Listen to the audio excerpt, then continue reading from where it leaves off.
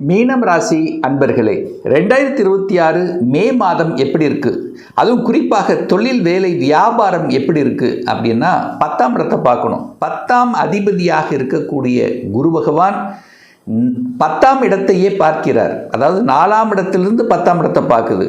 அப்போது தொழில், வேலை என்ன ஓடிட்டு இருக்கோ அதை அப்படியே நீங்கள் கண்டினியூ பண்ணுவது இந்த மாதம் சிறப்பு தான். என்ன கொஞ்சம் சனி செவ்வாய் சேர்ந்து உங்கள் ராசியில் உட்கார்ந்துருக்கிறதுனால டக்குன்னு கோபம் வரும். யாராவது ஏதாவது பேசிட்டாலே டக்குன்னு ஒரு டெம்ப்ட் ஆகக்கூடிய தன்மை, கோபப்படக்கூடிய, ஆக்ரோஷத்தை படக்கூடிய தன்மை இருக்குது. அப்போ கோபம், ஆக்ரோஷத்தை பட்டு வேலை விட்டுறக்கூடாது அப்படிங்கிறத ஞாபகத்தில் வச்சுக்கோங்க. ஏன்னா உங்களுக்கு 7வது சனியில் ஜென்ம சனி ஓடிக்கொண்டிருக்கிறது. மனதுக்கு பிடிக்காத சில விஷயங்கள் நடக்கும். நீங்கள் ஒன்று நினைப்பீங்க, அது ஒன்று நடக்கிற மாதிரி இருக்கும். மனதில் ஒரு சாட்டிஸ்ஃபேக்ஷன் இல்லாத தன்மையை கொடுத்து கொண்டிருக்கும் இந்த மீனராசி என்பவர்களுக்கு. அதாவது அட்லீஸ்ட் அலைச்சல் திருச்சலாக இருக்கும், டென்ஷனாக இருக்கும், ப்ரெஷராக இருக்கும். எதையாவது நினைத்து கொண்டு, ஒன்று தொழில் நினச்சிட்டு இருப்பீங்க, இல்லைன்னா வேலை நினச்சிட்டு இருப்பீங்க, இல்லை குடும்பத்தை நினச்சிட்டு இருப்பீங்க, இல்லை கடன் இருக்குன்னு நினச்சிட்டு இருப்பீங்க, இல்லை ஹெல்த் நினச்சிட்டு இருப்பீங்க. எதையாவது நினைத்து கொண்டு வருத்தப்படக்கூடிய அமைப்புகள் இந்த மீனத்துக்கு உண்டு. அதனால் நீங்கள் கவலைப்பட வேண்டாம். மனதில் பாசிட்டிவ் மட்டும் நினைக்கணும். பாசிட்டிவ் நினைச்சிங்கன்னா பாசிட்டிவ் தான், நெகட்டிவ் நினைச்சிங்கன்னா நெகட்டிவ் தான் அப்படிங்கிறத மைண்டில் வச்சுக்கோங்க. அப்போது தொழில் விஷயத்தில் என்ன போய்கொண்டிருக்கிறதோ, என்ன செயல்பட்டு கொண்டிருக்கிறதோ அதை அப்படியே எடுத்துக்குங்க, அகலக்கால் வைக்க வேண்டாம். அதே சமயத்தில் வேலையில் இருக்கிறவங்களுக்கு கூட கொஞ்சம் டென்ஷன் இருக்கும், கோபம் இருக்கும். வேலையை மட்டும் கோபப்பட்டு ஆக்ரோஷப்பட்டு விட்டுறக்கூடாது. அப்படியும் மாறணும் அப்படின்னா இன்னொரு வேலையை அமைச்சிக்கிட்டு தான் மாறணும் அப்படிங்கிறத மீனராசி என்பர்கள் ஆழமாக மனதில் பதிய வைத்து கொள்ளுங்கள்.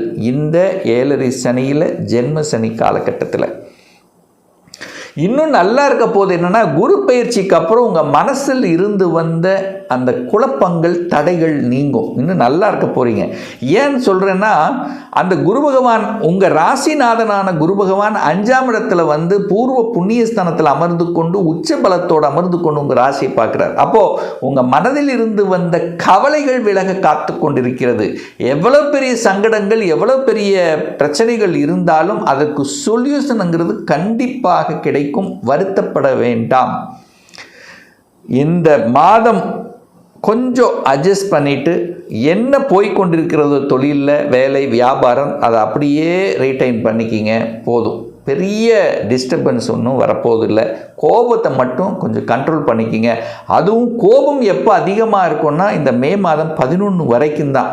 அதற்கப்புறம் அந்த செவ்வாய் விலகி விடுகிறார். 2ஆம் இடத்தில் செவ்வாய் போய் அமர்ந்து கொண்டு ஆட்சி பலத்தோட ஸ்ட்ராங்காக உட்கார்ந்துருக்கார். அப்போ பொருளாதார மேன்மையை தரக்கூடிய அமைப்புங்கிறது கண்டிப்பாக உண்டு அப்படிங்கிறத சொல்லுவேன். அப்போ பொருளாதார விஷயத்தில் ஏற்றத்தை கொடுக்கும். அப்போ பொருளாதார விஷயத்தில் 2ஆம் அதிபதி 2ஆம் இடத்திலேயே ஆட்சி பலத்தோட ஸ்ட்ராங்காக இருக்கும்போது தனம் உங்களுக்கு வரணும் இல்லவா? அப்போ பொருளாதாரம் உங்களுக்கு கிடைக்கணும் இல்லவா? அப்போ பொருளாதாரம் கிடைக்கணும்னா தொழிலே, வேலையில், வியாபாரத்தில் உங்களுக்கு இருக்கணுங்கிறதான அமைப்பு. ஸோ அந்த வகையில் நல்லபடியாகத்தான் இருக்க போகிறது.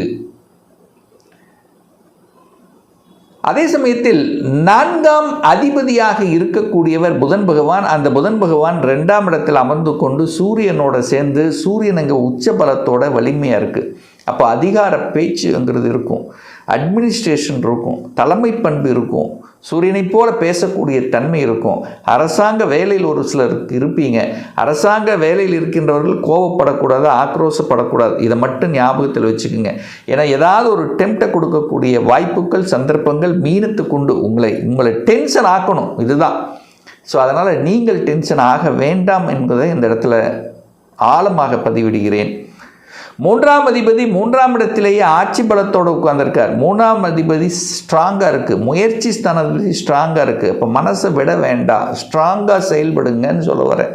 மனதை கீழ்நிலைக்கு செல்ல வேண்டாம், மனதை பாசிட்டிவாக வைத்து கொள்ளுங்கள். எல்லா விஷயத்திலும் மனதை பாசிட்டிவாக வைத்துட்டீங்கன்னாலே உங்களுக்கு எந்த பாதிப்பும் இந்த மீனத்துக்கு ஏற்படுத்த போவதில்லை. ஏன்னா ஏன் சொல்கிறேன்னா, சயின்டிஃபிக்காக சொல்லணும்னா கூட சந்திரன், மீனராசினா சந்திரன் மீனத்திலுக்கு வர்றார், அங்கே சனி உட்கார்ந்துருக்கார். அப்போது ஒளி கிரகத்தின் மேலே ஒரு இருட்டு கிரகம் இருக்கும்போது உங்கள் மனதை மறைக்கிறது அப்படிங்கிறத புரிஞ்சுக்குங்க. அப்போ மனதை ஒரு மறைக்கிறது, ஒரு மனது அப்படிங்கிற ஒரு ஒளி, ஒரு ஸ்ட்ராங்கு, அந்த மனம் உடல் அதன் மேலே ஒரு இருட்டு கிரகம் இருக்கும்போது விரயமாகுதுன்னு அர்த்தம். அந்த ஒளி நல்ல வெளியில் படுவதில்லைன்னு அர்த்தம். அப்போ ஆக்டிவேட் பண்ணணும். அப்போ மனசை நல்லா வச்சுக்கிட்டாலே எல்லா விஷயங்களும் நல்லபடியாக நடக்க காத்து கொண்டிருக்கிறது. குழந்தைகள் நலன் எப்படி சார் இருக்கும்? குரு பகவான் 5ஆம் இடத்துக்கு வரப்போகிறார். குழந்தை பற்றி கவலை இருந்தவர்களுக்கெல்லாம் அந்த கவலைகள் விலக காத்து கொண்டிருக்கிறது. குழந்தை நினச்சி நீங்கள் என்னென்ன கஷ்டங்கள், என்ன கவலைப்பட்டு இருக்கீங்களோ அதெல்லாம் இப்போ சரியாக போகிறது. படிப்பை நினச்சி கஷ்டப்பட்டு இருந்தீங்களா, அது சரியாக போகிறது. அடுத்தது, அந்த குழந்தை பாக்கியம் கிடைக்காமல் கஷ்டப்பட்டு கொண்டிருக்கிறீர்களா, அதுவும் கிடைப்பதற்கான சாத்தியக்கூறுகள் அதிகமாக இருக்குது. ஏன்னா 5ஆம் இடத்தில் குரு பகவான் வந்து அமரப்போகிறார், உச்சபலம் பெறப்போகிறார். அப்போ குழந்தை இல்லாத மீனராசி அன்பர்களுக்கு ஸ்ட்ராங்காக இருக்க போகுது, குழந்தை பாக்கியம் கிடைக்க போகிறது என்கின்ற மன மகிழ்ச்சி சந்தோஷத்துடன் இருங்க. ஸோ இந்த மாத இறுதியிலிருந்து அதுக்கான சாத்தியக்கூறுகள் அதிகமாக தென்படுகிறது. கணவன் மனைவிக்குள்ள ஒரு சண்டை சச்சரவுக்கு மட்டும் போகாதீங்க, கொஞ்சம் கொஞ்சம் விட்டு கொடுத்து போங்க. ஏன் இதை சொல்கிறேன்னா, இப்போ தான் என்றைக்கோ பேசின இதை வந்து இப்போ பேசுனீங்கன்னா அது பெருசாக்கி விடும், ஈகோவை வளர்த்து விட்டுரும். ஸோ அது கண்டிப்பாக கூடவே கூடாது. அன்னோனியம் அப்படிங்கிறத கண்டிப்பாக கடைபிடிக்கணும், விட்டு கொடுக்கணும். கணவன் மனைவி, மனைவி கணவன், அதாவது ஒரு ஈர்ப்பு, ஒரு பாசம் என்பது இந்த காலகட்டம் தான் கண்டிப்பாக வேண்டும் அப்படிங்கிறத சொல்ல வரேன். 9ஆம் அதிபதி ஆட்சி பலத்தோடு இருக்க போகிறார், ஸ்ட்ராங்காக போகிறார். 9 ஸ்ட்ராங்கு, அப்போ பாக்கியம் ஸ்ட்ராங்காக போகிறதுன்னு அர்த்தம். எந்த பாக்கியத்தை நினைத்து வருத்தப்பட்டு கொண்டிருக்கிறீர்களோ அந்த பாக்கியம் ஒன்று உங்களுக்கு கிடைக்கப் போகிறது.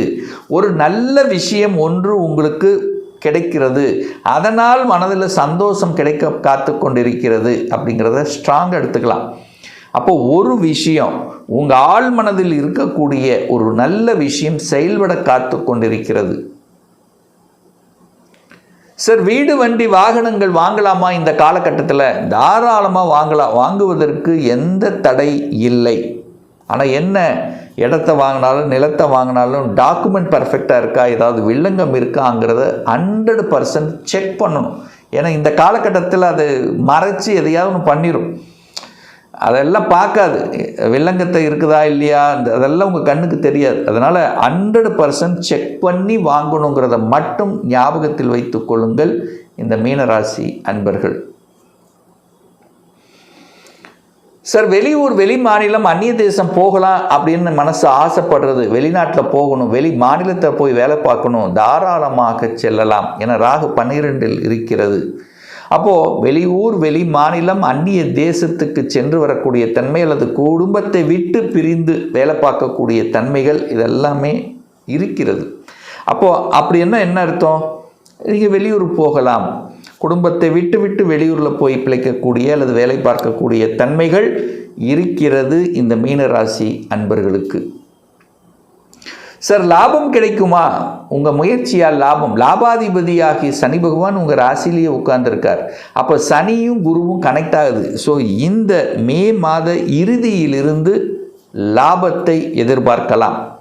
கண்டிப்பாக நீங்கள் எந்த வேலையில் இருக்கிறீங்களோ, எந்த தொழில் இருக்கிறீங்களோ, எந்த வியாபாரத்தில் இருக்கிறீங்களோ, கண்டிப்பாக இந்த மாதத்தினுடைய இறுதியிலிருந்து உங்கள் பொருளாதார முன்னேற்றத்தை கொடுக்கக்கூடிய, லாபத்தை தரக்கூடிய அமைப்பு இருக்குது.